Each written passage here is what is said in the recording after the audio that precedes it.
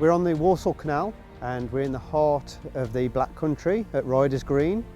And as you can see, all around is very, very urban, and we have this wonderful green corridor. And even in the most urban of places, there's still space for blue and green ecology and canal corridor that goes right the way through it and provides a safe place.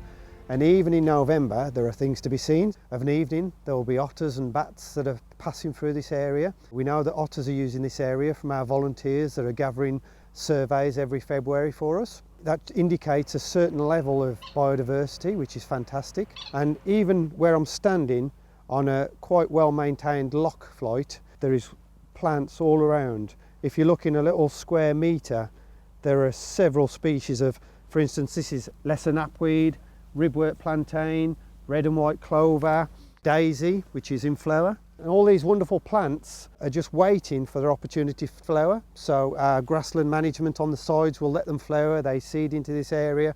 And it's one of the things that we're constantly looking at is how we improve our grassland management for pollinators and for biodiversity. On the offside you can see there's very nectar-rich plants. There's a load of hemp agrimony through there and meadow sweet, which would look wonderful a couple of months ago that have been full of butterflies and bees. And now the seeds are providing habitat and food for birds such as goldfinches and bullfinches. So even in a very urban location, it just shows you the wonderful value that our canals play in society today. So some of the birds that you're likely to see along here are moorhens, mallards, and one of the most biggest impressive birds along here is the grey heron. Because there's so much fish in the water that they're actually along here just feeding as we speak. There's a juvenile which suggests that there's been successful breeding nearby. The other bird to look out for are grey wagtails, especially around locks and weirs and culverts. They're grey, different shades of bluey grey, but they've got this wonderful yellow tail. And as they fly away, you see that flash of yellow, and as they land, they'll bob the tail. So they're a wonderful bird to keep an eye out. They look around them where there's flowing water, where our culverts and weirs are, where insects are. And off in the summer, they might actually be breeding around these, where there's a gap in the brickwork. They'll often nest underneath the brickwork. So really valuable habitats for a bird that is actually in trouble and in decline in the country. So these corridors are incredibly important for species like grey wagtails.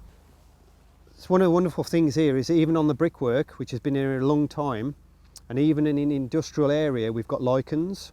And these are a combination of living organisms, and actually they're quite slow growing. So the size of them, you can tell how long they've been here and often how long the sandstone coping has been here. And the various one types will tell us how clean the air is. So they do need a little bit of clean air. They're not very tolerant of pollution.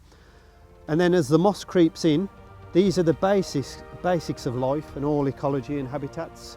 So this is actually the building blocks, building soils, and then you get to the grasslands.